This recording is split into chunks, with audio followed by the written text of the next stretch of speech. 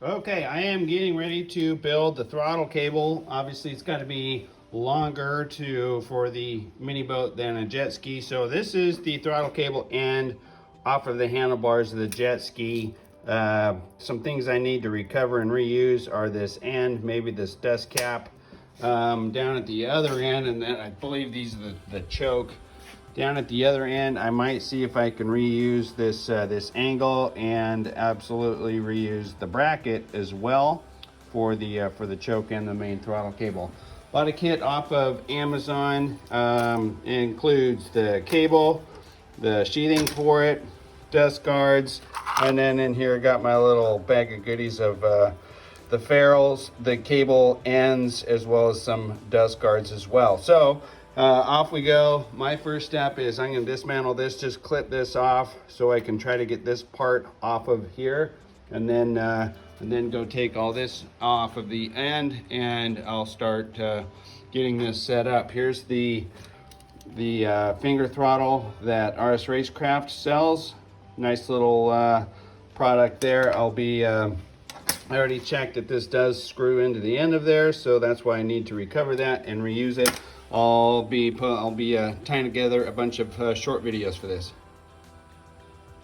So I cut everything off, so now I just have one little piece of cable left, and then as I suspected, this thing is just swaged on here. So I got a couple holes in my workbench. I literally just plopped this thing down into a hole and started pulling down on this thing, and sure as heck, it just popped right off. So that's how I got those ends off there. I'll work on the other end. I actually used the same technique, just fed this thing through the hole in my workbench and started yanking on the cable, and sure enough it popped out. So able to retrieve the throttle body end, as well as the throttle lever end and all the hardware. So here we go, time to start building the new throttle cable. Okay, so I got the first ferrule on. I'm gonna solder it first. There's a little bit of something on the end of this cable kit from Van Hill. I bought it off of Amazon. I don't know if they put that solder on there, so then you just kind of re-warm it up and slide that to the end. I think it was just used to stop the cable from fraying during the shipping process. So I'm gonna snip that clean, because right now you need to splay out that cable end so you can get more solder in there. So I'm going to snip this clean back here, and then because right now I can't fray that cable at all. So that's what I'm going to do, and get ready to get this thing in the solder. One other thing is I bought a solder pot. They say that you don't want to apply direct heat straight to the cable because it will make it brittle and it could break on you. Probably not a huge deal, but it was pretty cheap off of Amazon. Bought that a week or two ago, so I had it sitting here ready to go. So I just did that. Probably didn't have to, but took the easy route out. Get ready to solder this thing. Okay, it's all ready to go. You can see the cable is frayed there on the end. The other thing is I just used some flux and filled it in the cap to coat the end of the cable there, as well as the ferrule. I got the little pot nice and hot, and here we go. Just gonna dip that down. Just barely cover that ferrule, trying not to get it on the back side of it. And that should be, I was trying to do this with one hand. Not sure if I actually caught the actual process. Not gonna hurt it if I do it again. All right, we'll let this cool down here for a second and see how that worked out. Okay, I'm getting ready to slide this thing through the sheath. So you kind of got to think about this in reverse order from the how this thing's gonna go in here. So you got the ferrule, just soldered that on, little dust cap that's gonna go over this, a washer that goes between here and there. Then this is gonna come out. This goes over the plastic sheathing. And then finally, this is the rubber dust guard that came over with the kit. So it's kind of a mix of the old products and the new product, but I'll show you how this looks assembled here in 3 seconds. And here's everything: the rubber guard, the sheath end, and then here's the assembled part of the throttle lever. As you can see, the old stainless looking one that came from the jet ski, the brass one that came from RSRacecraft, the dust guard in there, and then finally the ferrule on the end. So that's together. I'm going to mount this in the steering wheel and put the sheath over it and start to work on the other end. Okay, so getting ready to fit this thing. Got the throttle lever mounted on the steering wheel. I saw that everybody's drilling holes right down to the dash, so kind of working this thing for play to make sure this isn't binding up anywhere. I used a kind of a homemade grommet. The kit, the throttle kit, comes with this little rubber dust shield. It actually comes with quite a few. So I measured this thinnest little diameter right there, found a drill bit that matched that, and then put that thing up from the bottom. So you can see there's my homemade little grommet, and it holds that cable in pretty good. It still allows some movement for adjusting that arc length, if you will, for free movement. And then I clamped the rest of the cable there to kind of hold it in position. I'm running it along the gunnel and coming out back here at the bulkhead. Coming down, I opted to use the curved, you can see it right up there, the curved inlet to the throttle body, and routed my lines down there, made a line where I need to cut the sheathing, so that goes right into that curved stop. So I got to pull the cable back out, and then I'm going to cut this, and then I'm going to get it into there, and then we will work on getting the right length of actual cable. Okay, how do you cut the sheathing? It might sound like a pretty simple task. I used just a couple test cuts right on the very end of it, so I didn't lose any length. So these are usually pretty good because they act more like a scissor action to them.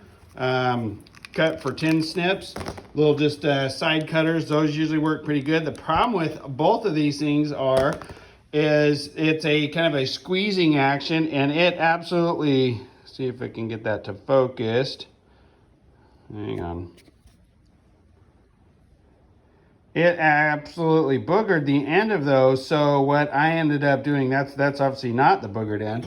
I ended up, I did 3 test cuts and this little cutoff wheel on my angle grinder came out the absolute cleanest. So that's actually pretty clean once we push that cable back through there. And I went nice and slow. There's actually a lot of steel in this sheathing, so it's kind of nice to be pretty strong and reinforced and reduce any wear and all that kind of stuff. So that's what I used. Tried 3 different things, and the little cutoff wheel worked the best. Well, the throttle cable is done. Here's the action on the steering wheel. Nice and free, all directions of travel. And down here, it looks to me, I pulled it and then reached back, and I'm getting full throw, so everything is good. Throttle cable's done. On to the next thing. I think I'm going to do the deck lid gas struts, get those installed. Okay, I want to talk a little bit about these things right here, gas struts, and how to lift your engine bay lid and how to calculate for those. Not a lot of information out there, however, I did find some in the instructions I went with. I went with 67-pound struts. Pretty, I think it was kind of overkill, but at the same time, I almost kind of wanted it to hold the lid down.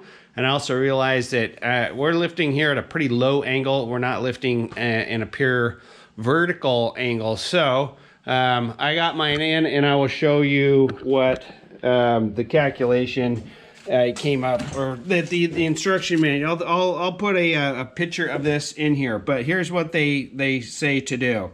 They say you take half of the distance of your lid. Here's my boat. If my lid right here is 20, let me think about this. It was 34 inches from there to there, my lid. So half of that is 17 inches, or just 17. And then you take half of or that distance times the weight of that lid. I actually weighed my lid, and that was 26 pounds. So 17 inches times 26 pounds, and that comes to 272. Okay, so what you can do with that number is you can do a couple of things. If you know where you want to mount that strut, if you know exactly the point where you need to mount that, you can take that number, take that half of the distance times the weight, and you can, if you know you're going to buy a 45-pound strut, you can divide that and find out where that mounting point is. Or you can divide by that distance. Say you know it wants to be 6 inches up there, so you can divide that 272 by that distance, 6, and come up with, hey, I need a 45-pound strut. Granted, these are all just for one single strut, not two. So I did 2 to kind of give it some lateral stability too when it's up in the air. If the wind grabs it or whatever. I just didn't want it flopping around too much. So here's some numbers I came up with for the this kit, the RSRacecraft Skookum 13. Like I said, it is a 26-pound lid, and it's a little over 34 inches wide. So my 67-pound strut, you could mount that as short as 4 inches from your pivot point. You could go up 4 inches and that thing could be mounted right there. That's with a 67-pound strut. A 45-pound strut, you could go out to 6 inches, and a 22.5-pound strut. These are all just kind of standard numbers that you get these struts in off of Amazon. Let's see, 22.5-pound strut is 12 inches out, and the 10-pound strut is that's going to have to be 27 inches out there, so you're not going to get that door all the way open. So I think that I could have gone with a 45-pound strut just fine. However, like I said, I kind of wanted to do a little overkill. I didn't want it to be super easy to open. I wanted it to stay open, and I wanted it to be stable when it was up there. So like I said, you take half of this distance times the weight, come up with that total number, and then start dividing by the pound of your strut to find out how far out there you're going to have to mount that. Realize too, looking at the instruction, let's see if you can see this, that is assuming that that's kind of a vertical lift. That's what this whole calculation is bent off or made off of, not a kind of a more of an angular lift. So that is the pure lifting power of those struts, pure vertical with those numbers. So again, I think that's why I went with the 67-pound strut, and I'll kind of show you a little bit how this thing, I can do this one-handed pretty easily. Just reach up with one hand. As it comes down right about there, it wants to close itself, and boom. You can see that thing is like, it's not coming up at all. Show you a little bit of, like it's held down there pretty well. So I like that. I didn't, I'm gonna put, let me lift it back up. So get it about halfway up, and it just kind of wants to go on its own as well. I'm gonna put some kind of weather rubber stripping on these fronts so it doesn't slam and have that tinny sound to it. But anyway, thought I'd go share a little bit of what I learned on those things, since there's not a whole lot of information out there on those struts, and hope that helps somebody out in the future.